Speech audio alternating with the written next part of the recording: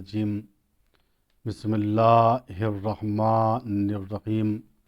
ناظرین کرام، سلام علیکم ورحمۃ اللہ وبرکاتہ۔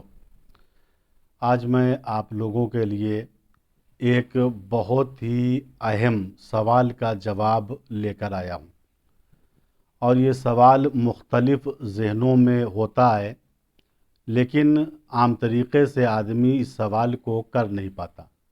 یہ سوال کیا ہے ہمارے محترم ہیں بھوپال کی سرزمین سے مسکین علی صاحب۔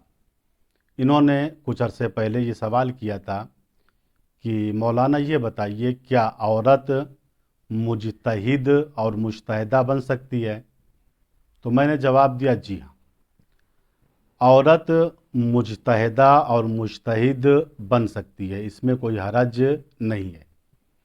اور عورت اگر درجہ اجتہاد پر فائز ہو جائے تو وہ خود اپنے نظریے پر عمل کر سکتی ہے، لیکن جو اہم پوائنٹ ہے وہ یہ ہے کہ خاتون مجتہد اور مجتہدہ بن سکتی ہے، لیکن مرجع نہیں بن سکتی۔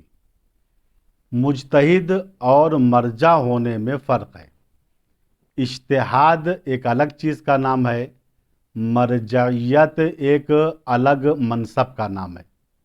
دیکھیے، اجتہاد ایک علمی درجہ ہے۔ جیسے دنیاوی علوم میں انسان پہلے ابتدا کرتا ہے علوم کی، پھر ہائی اسکول کرتا ہے، پھر انٹر کرتا ہے، پھر اوپر چلا جاتا ہے، ایسی گریجویشن کرتا ہے، ایم اے کرتا ہے، آخر میں ڈاکٹریٹ کرتا ہے۔ اسی طریقے سے علم دین میں انسان پہلے طالب علم رہتا ہے، پھر عالم بنتا ہے، پھر مجتہد بنتا ہے، پھر مرجع بنتا ہے۔ تو یہ مجتہد اور مرجع میں فرق یہ ہے کہ اجتہاد ایک درجہ علمی ہے، اور مرجع ہونا یہ درجہ علمی کے ساتھ ساتھ ایک منصب کا نام ہے۔ جیسے نبوت ایک منصب ہے، امامت ایک منصب ہے، ایسے ہی مرجع ہونا ایک منصب کا نام ہے۔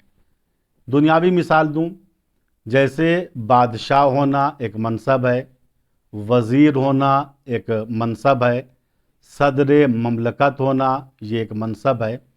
اسی طریقے سے مرجع ہونا بھی دینی ایک منصب ہے، اور اس منصب کے لیے اللہ نے خواتین کو نہیں چنا۔ جس طریقے سے 1,24,000 انبیاء میں سے اللہ نے کسی خاتون کو نبی نہیں بنایا، سارے انبیاء مرد تھے۔ جس طریقے سے 12 اماموں میں کوئی خاتون امام نہیں ہے، سارے کے سارے مرد امام ہیں۔